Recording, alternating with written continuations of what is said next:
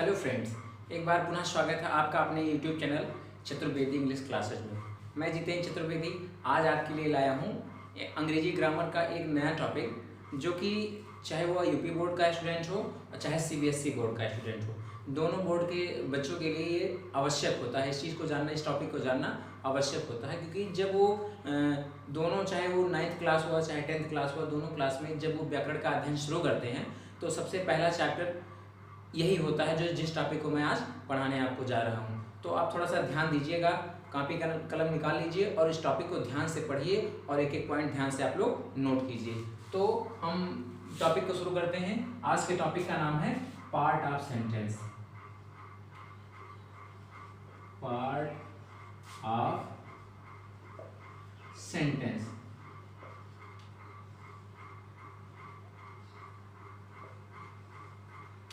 इस टॉपिक का नाम है पार्ट ऑफ सेंटेंस। अब देखिए, इसके पहले वाली वीडियो में हमने आपको सेंटेंस क्लैरिफाई करके बताया था कि सेंटेंस किसे कहते हैं और ये कितने प्रकार का होता है। तो जैसे सेंटेंस है group of words in order that makes complete sense is called sentence, अर्थात शब्दों का वह समूह जो कि क्रम में हो और उसका संपूर्ण अर्थ निकलता हो, वो वाक्य कहलाता है। तो अब जब हमने वाक्य आपको पढ़ाया था तो वाक्य के बारे में, उसके भाग के बारे में आज मैं बताने वाला हूँ कि वो उसका कितना भाग होता है और हर एक भाग में कितने एलिमेंट पाए जाते हैं। आज मैं आपको ये चीज़ बताने का प्रयास करूँगा। तो सबसे पहले मैं आपको चार्ट के माध्यम से बताता हूँ कि सेंटेंस के कितने पार्ट होते हैं। तो मान लीजिए हमारा एक वर्ड हो गया सेंटेंस। सेंटेंस मीन्स हो गया वाक्य। अब मेनली इसके 2 पार्ट होते हैं, यानी कि 2 पार्ट होते हैं सेंटेंस के। एक चीज और, काइंड और पार्ट में डिफरेंस होता है। काइंड अलग चीज है और पार्ट अलग चीज है। पार्ट जब आप सेंटेंस पढ़ेंगे वो कितने पार्ट में डिवाइड होता है, और जब आप काइंड पढ़ेंगे तो काइंड जो होता है वो उसके क्या कहते हैं, बोलने के क्या कहते हैं, प्रकार को बताता है कि आप एक मतलब बात को कितनी प्रकार से आप बोल सकते हैं। तो वो सेंटेंस का काइंड बतलाता है, लेकिन ये जो है ये वाक्य के पार्ट को बतलाएगा कि ये वाक्य कितने पार्ट में डिवाइड होती है और कितने पार्ट में डिवाइड होती है और किस पार्ट में कितने एलिमेंट पाए जाते हैं। तो हमने बताया कि सेंटेंस जो आपका है वो 2 पार्ट होता है उसका। पहला क्या होता है? पहला होता है सब्जेक्ट और दूसरा क्या होता है? प्रेडिकेट। पहला होता है सब्जेक्ट और दूसरा होता है प्रेडिकेट। तो सब्जेक्ट को हिंदी में कहा जाता है कर्ता या फिर उद्देश्य। सब्जेक्ट को कहा जाता है कर्ता या फिर उद्देश्य, और प्रेडिकेट को कहा जाता है विधेय। अर्थात हमारा सेंटेंस 2 पार्ट में डिवाइड हो गया, पहला सब्जेक्ट हो गया और दूसरा प्रेडिकेट हो गया। अच्छा, अब इस सेंटेंस में सब्जेक्ट का क्या वर्क होता है और प्रेडिकेट का क्या वर्क होता है?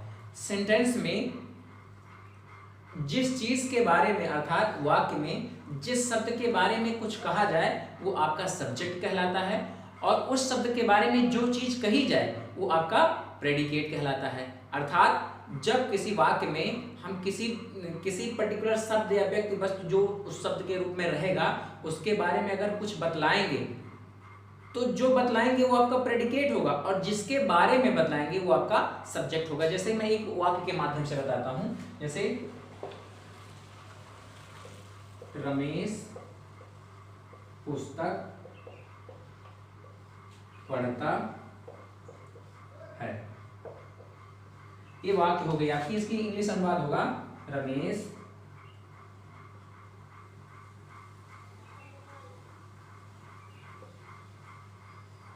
Reads a book. रमेश एक पुस्तक पढ़ता है। अब सबसे पहली बात यह है कि अब बात क्या कही जा रही है?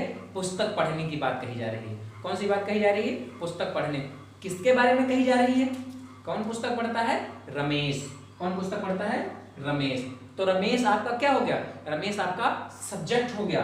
रमेश आपका सब्जेक्ट हो गया। और रमेश के बारे में क्या कही जा रही है? रमेश के बारे में कही जा रही है कि वह पुस्तक पढ़ता है। वो क्या करता है, पुस्तक पढ़ता है। यानी कि जो बात कही जा रही है रमेश के बारे में वो आपका प्रेडिकेट हो गया। वो क्या हो गया आपका, यानी ये पार्ट आपका रमेश को छोड़ करके ये आपका सब्जेक्ट हो गया, ये आपका प्रेडिकेट हो गया। सबसे इंपॉर्टेंट बात, सेंटेंस में जो वर्ब होता है, वर्ब मतलब जो इंडिकेट करता है किसी वर्क को। अब देखिए इसमें कौन सा ऐसा वर्ड है जो वर्क को इंडिकेट कर रहा है, तो इसमें है पढ़ना। पढ़ना एक ऐसा वर्ड है जो वर्क को इंडिकेट कर रहा है, जो किसी कार्य को इंडिकेट कर रहा है। तो कौन सा कार्य हो रहा है, पढ़ने का। तो अगर हम किसी सेंटेंस में हु से प्रश्न करेंगे, यानी कि कौन से प्रश्न करेंगे, किसी वर्ब के पहले यूज करके, अगर किसी वर्ब के पहले सेंटेंस में किसी वर्ब के पहले कौन शब्द का प्रयोग करके हम प्रश्न करेंगे यानी क्वेश्चन करेंगे, तो जो आंसर मिलेगा वो हमारा सब्जेक्ट होगा। जैसे कौन पढ़ता है, रमेश, आंसर में हमको क्या मिला, रमेश मिला, यानी कि रमेश हमारा क्या हो गया, सब्जेक्ट हो गया।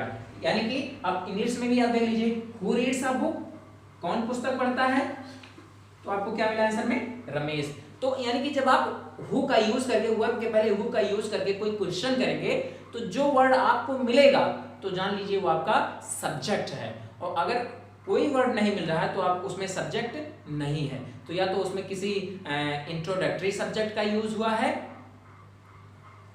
हाँ, या तो उसमें किसी इंट्रोडक्टरी सब्जेक्ट का यूज हुआ है, उसमें तो ना तो या फिर क्या कहते हैं, कोई जीरेंड का यूज हुआ है, या फिर इन्फिनिटिव का यूज हुआ है सब्जेक्ट के रूप में। अर्थात जब कौन वर्ब के पहले कौन शब्द का प्रयोग करके प्रश्न करने पर अगर उत्तर मिल रहा है, तो आप जान जाइए कि जो शब्द आंसर में मिला वो आपका सब्जेक्ट है, एक सिंपल सेंटेंस में।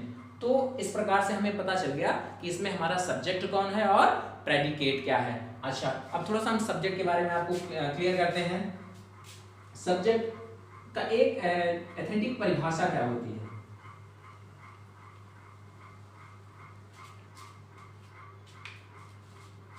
सब्जेक्ट की परिभाषा हम आपको बताते हैं।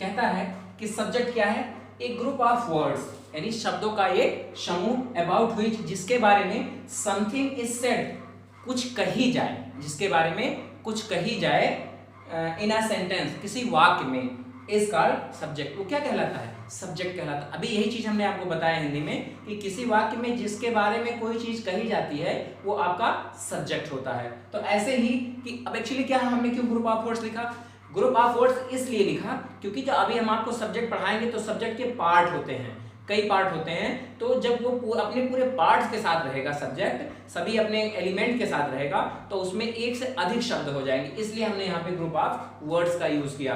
तो ये आपके लिए क्या हो जाएंगे, तो ये थोड़ा सा आपके लिए सिंपल हो गया कि किसी एक पर्टिकुलर वर्ड को हम नहीं कह सकते कि यही सब्जेक्ट है, क्योंकि जब सब्जेक्ट से रिलेटेड कई वर्ड रहेंगे, एक से अधिक वर्ड रहेंगे, तो हमको पूरे वर्ड्स को सब्जेक्ट मान के चलना होगा। सब्जेक्ट पार्ट को, पूरे वर्ड को, मतलब जितने भी वर्ड रहेंगे, 1 2 3 4 जितने भी वर्ड रहेंगे, सबको एक साथ मान करके चलना होगा, इसलिए हमने यहाँ ग्रुप ऑफ वर्ड्स का यूज कर दिया।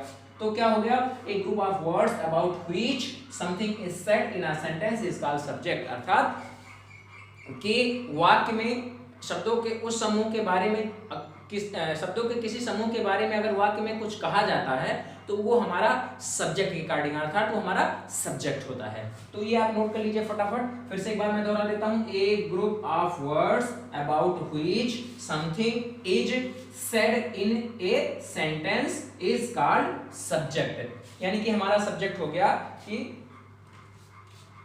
हिंदी में ले लेते हैं परिभाषा।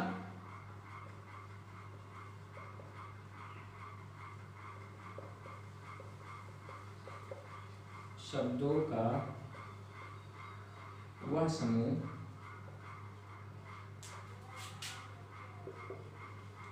जिसके बारे में वाक्य में कुछ कहा जाए, कमा कर्ता कहलाता है। कर्ता कहलाता है,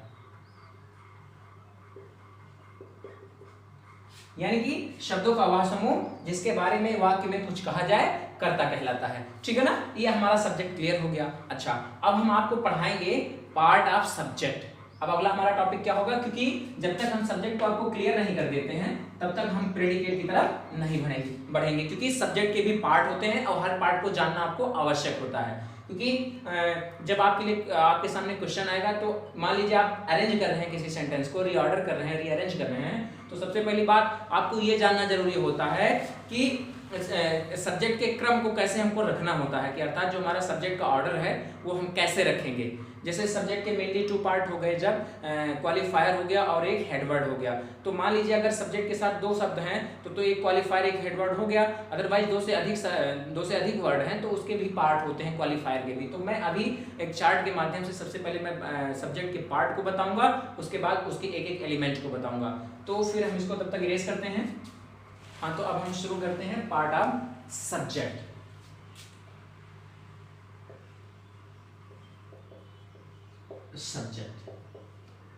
सब्जेक्ट मीन्स कर्ता या फिर उद्देश्य। ये हमारा सब्जेक्ट हो गया। अब इसके मेनली 2 पार्ट होते हैं। कौन कौन से होते हैं? एक होता है हेडवर्ड या मेन वर्ड। कहीं कहीं हेडवर्ड के रूप में आएगा, कहीं कहीं हेडवर्ड लिखा रहेगा और कहीं कहीं मेन वर्ड लिखा रहेगा। Main word. अगला क्या होगा? अगला होगा qualifier.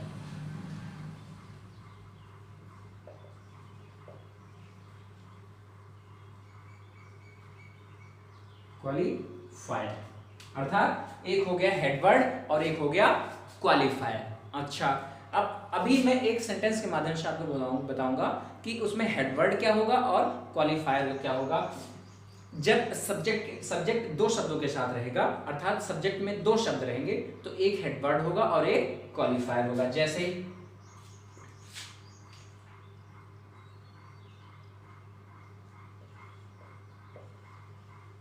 a boy was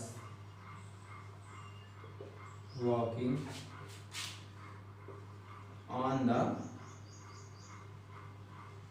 road। अच्छा, अब सबसे पहले हम इसमें सब्जेक्ट फाइंड करेंगे कि सब्जेक्ट है क्या।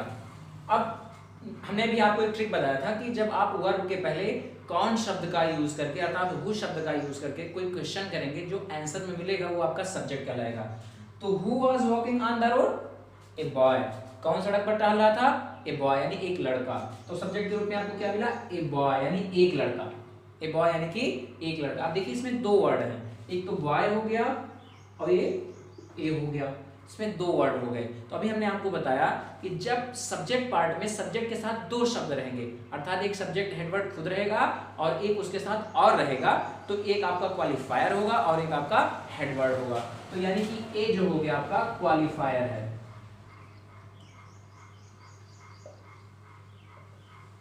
एक आपका क्वालिफायर है और दूसरा आपका हेडवर्ड है। अब इसमें ये जो बॉय है ये आपका हेडवर्ड है।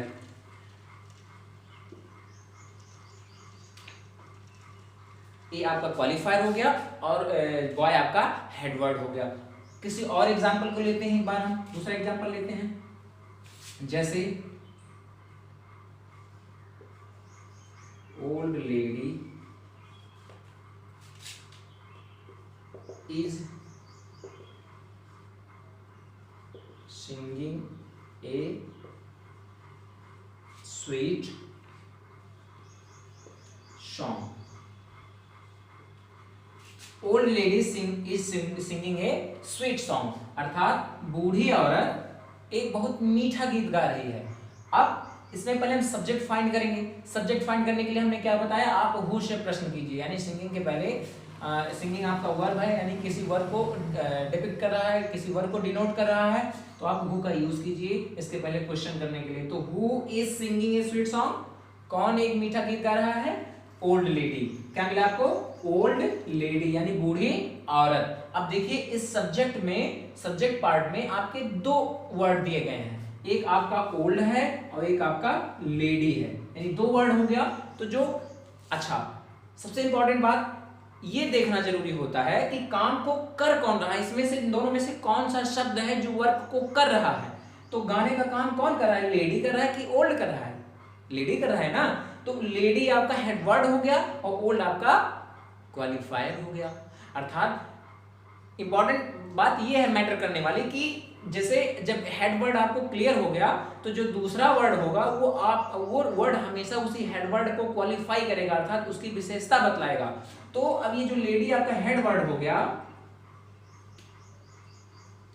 और ये जो आपका क्वालिफायर है वो आपके हेडवर्ड को ही क्वालिफाई कर रहा है, अर्थात ये ओल्ड जो है लेडी की विशेषता बतला रहा है, अर्थात इसको क्वालिफाई कर रहा है, ये आपका हो गया क्वालिफायर। क्लियर, हमारा क्लियर हो गया। हमने बताया आपको कि जब सब्जेक्ट पार्ट में दो वर्ड ओनली होंगे, ओनली टू वर्ड होंगे सब्जेक्ट पार्ट में, तो पहला वर्ड आपका क्वालिफायर होगा और दूसरा वर्ड आपका हेडवर्ड होगा। हेडवर्ड जानने के लिए सबसे इंपॉर्टेंट बात ये होगा कि देखिएगा कि उस सेंटेंस में वर्क को हेडवर्ड में जो शब्द मिले हैं, दो शब्द, उसमें से कौन सा ऐसा शब्द है जो वर्क को कर रहा है। तो जैसे मान लीजिए इसमें लेडी गा रही थी यानी लेडी हेडवर्ड हो गया, इसमें बॉय टहल रहा था तो यानी कि बॉय हेडवर्ड हो गया। तो ऐसे ही अब यानी कि क्वालिफायर सॉरी सब्जेक्ट आपके दो पार्ट हो गए, एक आपका क्वालिफायर हो गया और एक आपका हेडवर्ड हो गया। अब हम आगे क्वालिफायर को डिवाइड करते हैं, क्योंकि क्वालिफायर के तीन पार्ट होते हैं, क्वालिफायर के तीन पार्ट होते हैं। अच्छा, सबसे इंपॉर्टेंट बात ये होती है कि ध्यान देने योग्य बात है, इसको आप ध्यान से सुनिए। सबसे जरूरी बात यह है कि सब्जेक्ट के स्थान पर कोई जरूरी नहीं है कि एक या एक से अधिक शब्द ही आए, एक ही शब्द आ सकता है। तो इसके लिए सबसे इंपॉर्टेंट बात यह जानना जरूरी होता है कि सब्जेक्ट के स्थान पे नाउन, प्रोनाउन, जीरेंड, इन्फेंटिव या फिर ग्रुप ऑफ वर्ड्स आ सकता है। सबसे इंपॉर्टेंट बात, नाउन, प्रोनाउन, जीरेंड या इन्फेंटिव। मैं आपको लिख के बता देता हूं कौन कौन सा सब्जेक्ट के स्थान पे। मान लीजिए सब्जेक्ट है, इसकी जगह पे क्या क्या आएगा, नाउन आ सकता है। नाउन मीन्स कोई भी नाउन, चाहे वो प्रॉपर नाउन, जैसे प्रॉपर नाउन मान लीजिए राम हो गया, कॉमन नाउन मान लीजिए द काऊ, सॉरी काऊ हो गया, और भी जैसे मान लीजिए मटेरियल नाउन हो तो शुगर हो गया। तो ये आपका नाउन हो गया। अच्छा, मान लीजिए प्रोनाउन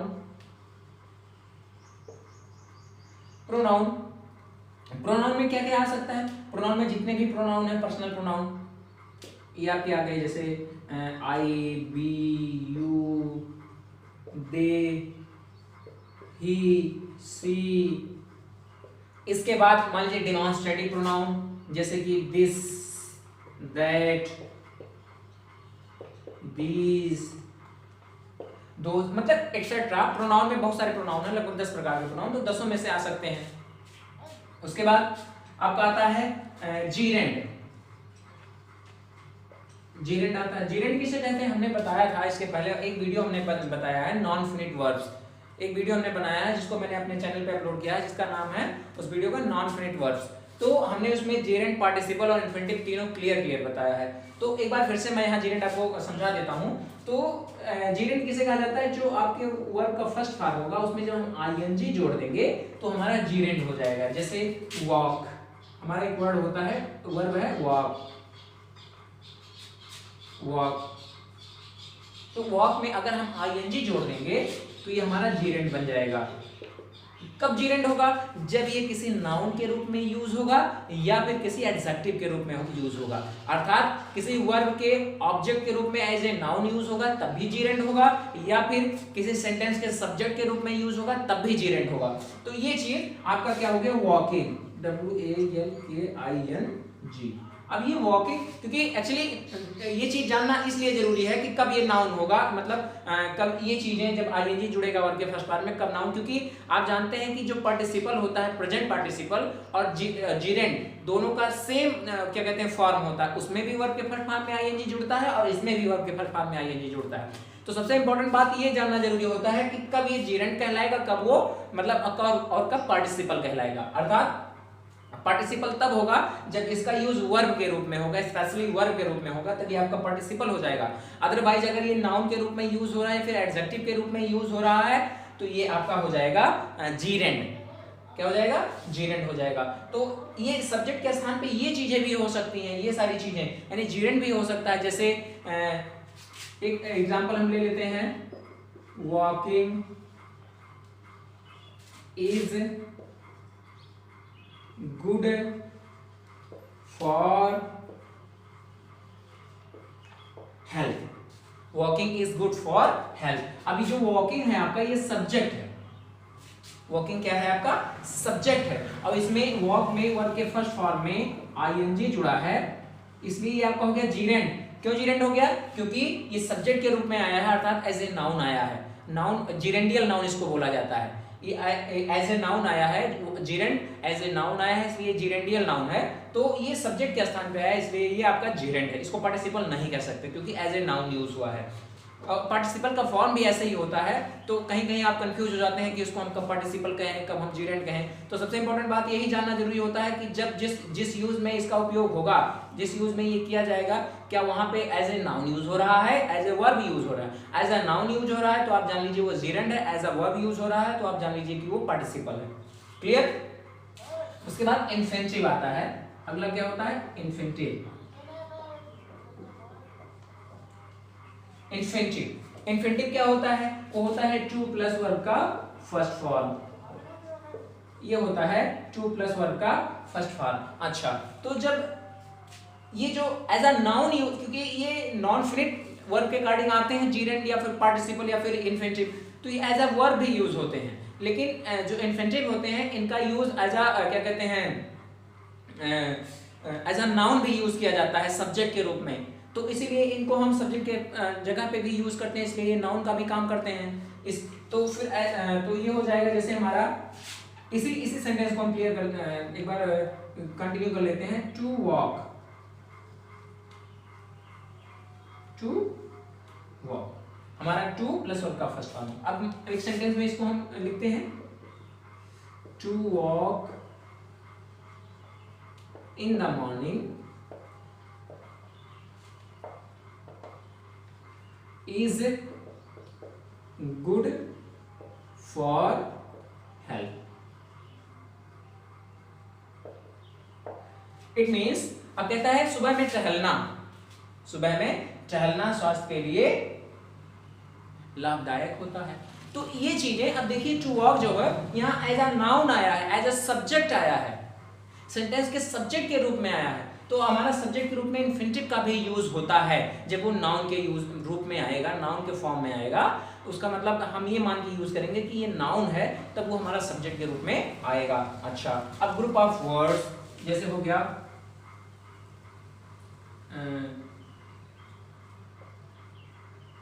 ग्रुप ऑफ वर्ड्स,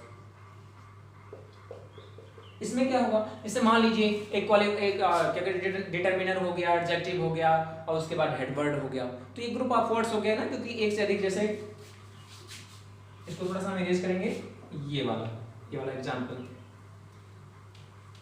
जैसे हमारा हो गया मान लीजिए example, an old man is sitting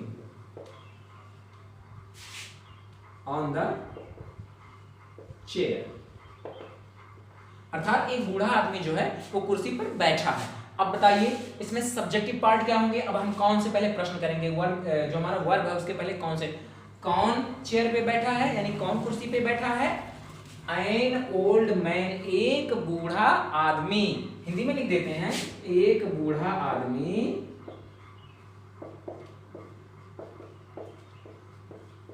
कुर्सी पर बैठा है। अब हम कौन से प्रश्न करेंगे? तो जैसे इसमें वर्ब कौन सा है? बैठना। तो बैठना के पहले अगर हम कौन से, तो कौन बैठा है? एक बूढ़ा आदमी। हमारा सब्जेक्ट क्लियर हो गया। अब देखिए, अब इसका अंग्रेजी क्या है? An old man. एक्चुअली क्या है? आप देखिए, एन ओल्ड मैन, इसमें सब्जेक्टिव पार्ट में आपके 3 वर्ड्स हो गए, 3 वर्ड्स हो गए। अब इसी को हमने क्या कहा? Group of words. तो ये चीजें, अब इसमें देखिए हेड वर्ड आप क्लियर करेंगे कि इसमें हेड वर्ड क्या है। तो ये बैठने का काम कौन कर रहा है? ओल्ड कर रहा है, एन कर रहा है, या फिर मैन कर रहा है? जाहिर सी बात है मैन कर रहा है, आदमी कुर्सी पे बैठा है। और ये दोनों वर्ड जो हैं, ये एन या फिर ओल्ड, ये दोनों इसी हेड वर्ड को क्वालिफाई कर रहे हैं, इसकी विशेषता बतला रहे हैं। तो ये दोनों क्वालिफायर के अकॉर्डिंग आएंगे।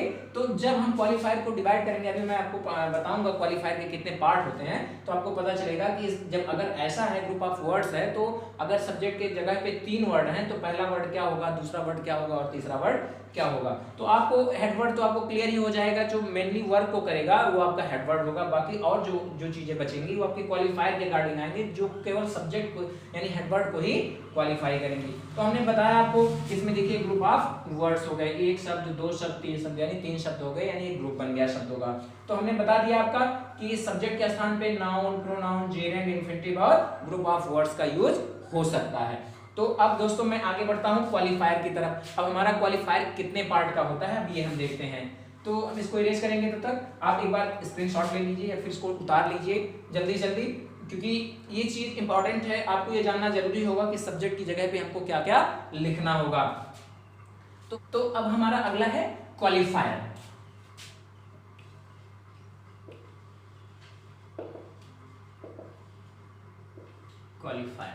क्वालिफायर मतलब क्वालिफाई करने वाला, क्वालिफाई मतलब विशेषता बताने वाला। अर्थात क्वालिफायर उसे कहा जाता है जो हेडवर्ड की है किसी भी वर्ड की वो विशेषता बतलाए, किसी भी ऑब्जेक्ट की विशेषता बतलाए, वो क्वालिफायर कहलाता है। जैसे सफेद शर्ट या फिर मीठा आम। तो मीठा जो है वो आम का क्वालिफायर अर्थात आम की विशेषता बतला रहा है। तो अब हम आपको बताएंगे क्वालिफायर के पार्ट। क्वालिफायर के 3 पार्ट होते हैं। कितने पार्ट होते हैं? 3। ध्यान से सुनिएगा इस चीज को। क्वालिफायर के 3 पार्ट होते हैं। पहला क्या होता है? पहला होता है डिटरमिनर। दूसरा क्या होता है? एडजेक्टिव। और तीसरा क्या होता है? Adjectival phrase. अच्छा, determiner, adjective, adjectival phrase. Specially determiner में आपके आर्टिकल आएंगे। आर्टिकल मतलब ए एंड द। उसके बाद इंडिफिनिट एडजेक्टिव आएंगे, जैसे सम, ऑल। उसके बाद क्या कहते हैं सम, ऑल। उसके बाद इलाट ऑफ, 1, 2, जितने भी होते हैं क्या कहते हैं एडजेक्टिव ऑफ नंबर भी हो सकते हैं। 2 ब्रेव बॉयज, या फिर 1 ब्रेव बॉय, या फिर इलाट ऑफ अगली थिंग्स। तो बहुत सारी चीजें आती हैं क्या कहते हैं डिटरमिनर के रूप में। उसके बाद डिटरमिनर के बाद आएगा आपका एडजेक्टिव। ये भी आपको हेडवर्ड को ही क्वालिफाई करेगा। ये जो डिटरमिनर होता है ये भी हेडवर्ड को ही क्वालिफाई करता है। और ये जो एडजेक्टिवल फ्रेज होता है, सबसे इंपॉर्टेंट बात क्या है कि आप जानिए phrase. What is phrase? Phrase क्या होता है? फ्रेज और क्लास 2 चीजें होती हैं। 2 इंपॉर्टेंट पार्ट होते हैं ग्रामर में। जब आप पढ़ेंगे सेंटेंस के 2 इंपॉर्टेंट पार्ट होते हैं। तो फ्रेज होता है, फ्रेज का हिंदी अर्थ होता है वाक्यांश। फ्रेज का अर्थ होता है वाक्यांश। अर्थात अगर हिंदी को हम इस हिंदी अर्थ को बांटे तो वाक्य और प्लस अंश। अंश मीन्स होता है भाग, यानी कि वाक्य का जो एक भाग होता है वो वाक्यांश कहलाता है। वाक्य का जो एक पार्ट होता है वो वाक्यांश कहलाता है। हमने वाक्य की एक विशेषता बतलाई थी आपको कि वाक्य में एक फिनिट वर्ब होगा और एक सब्जेक्ट होगा। बिना फिनिट वर्ब बिना सब्जेक्ट के वाक्य कभी क्लियर नहीं होगी। तो यही चीज इसका अपोजिट है। इस वाक्य जो फ्रेज है, वाक्यांश है, ना तो इसमें कोई फिनिट वर्ब होता है ना तो कोई स्पेशली सब्जेक्ट होता है, तभी ये वाक्यांश हो सकता है। अगर फ्रेज होगा यही, अब वो चीजें, अब जैसे मैंने वाक्यांश बता दिया कि ना तो इसमें सब्जेक्ट होता है ना तो कोई फिनिट वर्ब होता है, तो जब अगर क्या कहते हैं फ्रेज की बात आएगी, सॉरी क्लास की बात आएगी, तो क्लास में फिनिट वर्ब भी होगा और सब्जेक्ट भी होगा, फिनिट वर्ब भी होगा और सब्जेक्ट भी होगा। इसका अपोजिट, सेम अपोजिट क्लास होता है कि जब क्लास की बात करेंगे तो उसमें एक फिनिट वर्ब भी होगा और एक सब्जेक्ट भी होगा। फ्रेज में ऐसा कुछ नहीं होगा, ये शब्दों का समूह होगा जो किसी एक पर्टिकुलर सब्जेक्ट को, वर्ड को क्वालिफाई करेगा, यानी उस ज्यादातर सब्जेक्ट पार्ट को क्वालिफाई करता है। अब इसके भी कई पार्ट होते हैं, जैसे नाउन फ्रेज, उसके बाद क्या कहते हैं adjective phrase, adverb phrase, prepositional phrase, बहुत सारी चीज होते हैं, कई पार्ट होते हैं फ्रेज के। तो ये चीजें आपको बताई जाएंगी। तो सबसे पहले हम डिटरमिनर से शुरू करते हैं कि डिटरमिनर क्या होता है।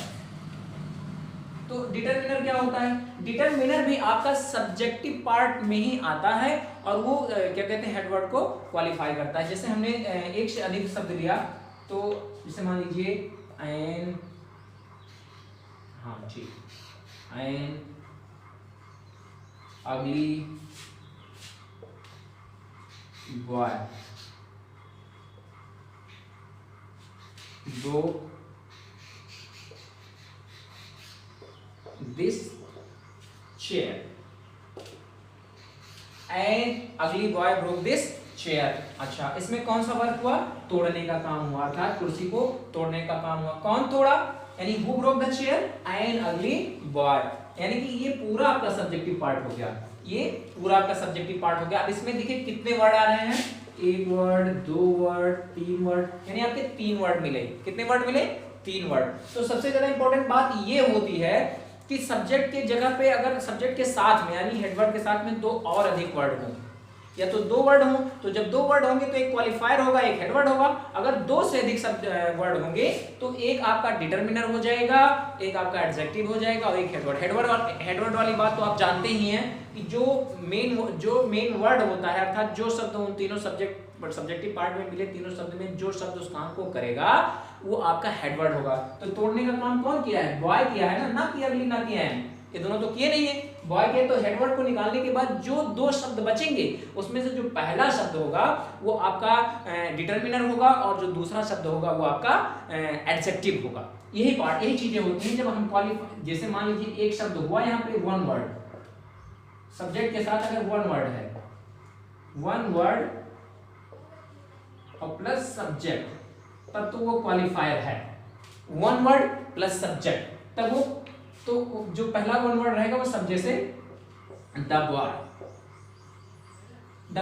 तो ये आपका क्वालिफायर हो गया, ये आपका हेडवर्ड हो गया द बॉय। यानी कि देखिए एक शब्द रहेगा और सब्जेक्ट मतलब हेडवर्ड, सॉरी यहाँ सब्जेक्ट नहीं है, हेडवर्ड।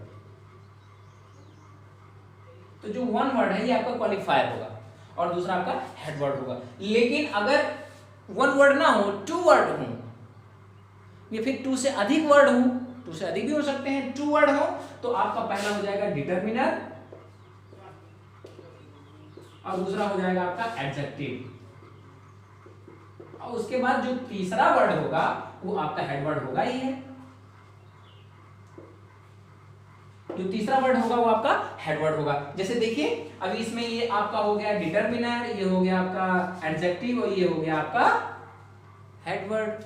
तो अब ये तीनों चीजें क्लियर हो गई, एक डिटरमिनर हो गया, एक एडजेक्टिव हो गया, और उसके बाद हेडवर्ड तो मैंने आपको बता ही दिया। तो सबसे इंपॉर्टेंट बात होती है कि जैसे हेडवर्ड की जगह पे क्या क्या आते हैं, हमने आपको बताया कि आपका आर्टिकल आएगा, उसके बाद कहते हैं पॉजेसिव एडजेक्टिव आएगा, फिर डेमोंस्ट्रेटिव एडजेक्टिव आएगा, और उसके बाद क्या कहते हैं इंडेफिनिट एडजेक्टिव आएगा। तो ये सारी चीजें आती हैं। उसके बाद अब एडजेक्टिव में कोई भी आ सकता है, जैसे adjective of quality, adjective of quantity, कुछ भी आ सकता है जो भी उस हेडवर्ड को क्वालिफाई करे, तो वो उसकी जगह पे आ सकता है। एडजेक्टिव ऑफ नंबर भी आ सकता है। तो ये सारी चीजें आती हैं। उसके बाद हमारा आता है एडजेक्टिवल फ्रेज। अब एडजेक्टिवल फ्रेज का यूज क्या होता है? जैसे फ्रेज में हमने बताया कि एक हम आपको सेंटेंस के थ्रू बताते हैं, जैसे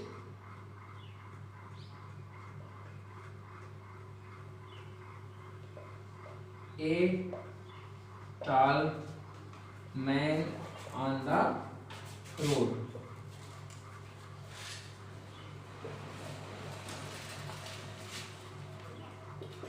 is walking slowly.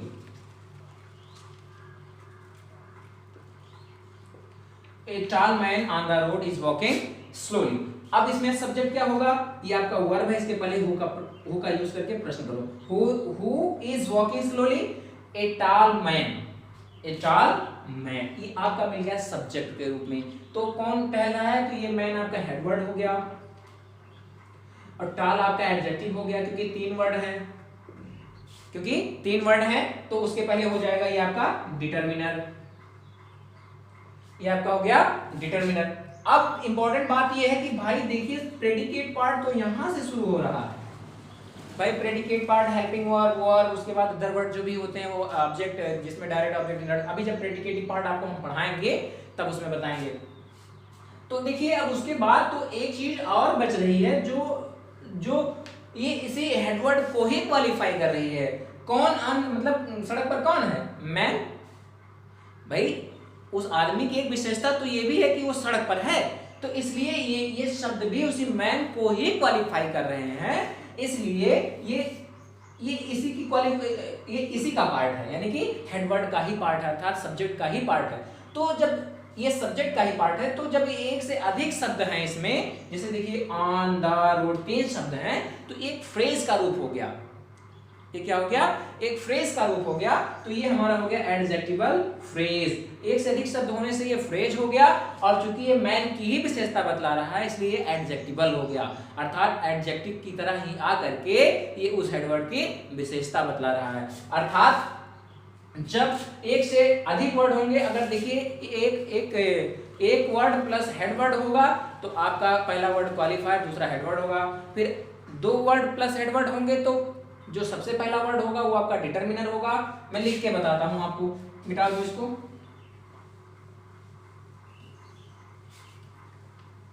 देखिए अगर मान लीजिए क्वालिफायर प्लस हेडवर्ड और प्लस प्रेडिकेट, तो ऐसे क्या होगा,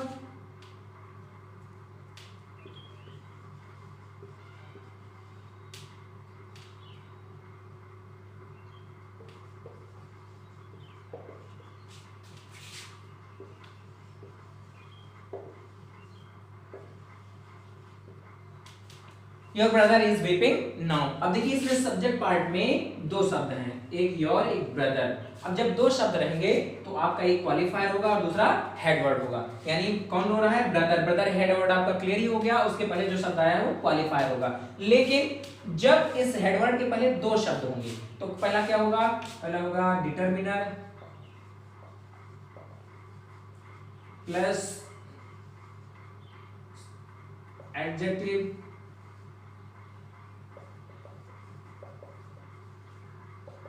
plus headword.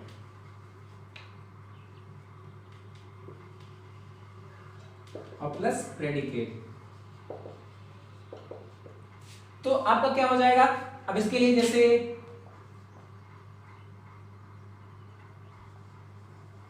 A black cow is running in the field. अब इसमें सब्जेक्टिव पार्ट में हो गया a black cow, subjective part में हो गया ए ब्लैक काउ, तो हेडवर्ड आपका काउ हो गया, इसके पहले 2 शब्द हैं, तो एक आपका डिटर्मिनर हो गया, ये आपका एडजेक्टिव हो गया। अर्थात हेडवर्ड के पहले 2 शब्द आए तो पहला आपका डिटर्मिनर होगा और दूसरा एडजेक्टिव हो गया। अच्छा, अब क्या होता है, जब एडजेक्टिवल फ्रेज की बात आएगी तो वो हमेशा सब्जेक्ट के बाद रहेगा, वो हमेशा हेडवर्ड के बाद रहेगा, वो हमेशा हेडवर्ड के बाद रहेगा, और उसके साथ एक से अधिक शब्द, जैसे कि my brother in Kolkata is a professor, अर्थात मेरा भाई जो कोलकाता में है वो प्रोफेसर है, तो इन कोलकाता जो है वो आपका एडजेक्टिवल फ्रेज हो गया। तो इस प्रकार से ये चीजें आपकी क्लियर हो गई। अब ये चीजें सब्जेक्ट पार्ट से रिलेटेड जितने भी पार्ट थे, अर्थात सब्जेक्ट से रिलेटेड जितने भी पार्ट थे, हमने आज उसको क्लियर करके आपको बता दिया।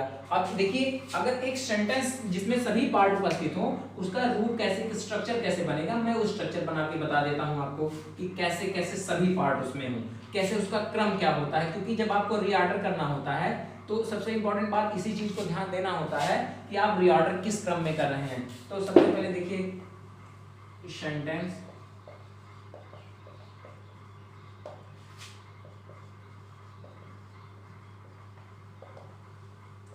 Determiner, adjective, headword,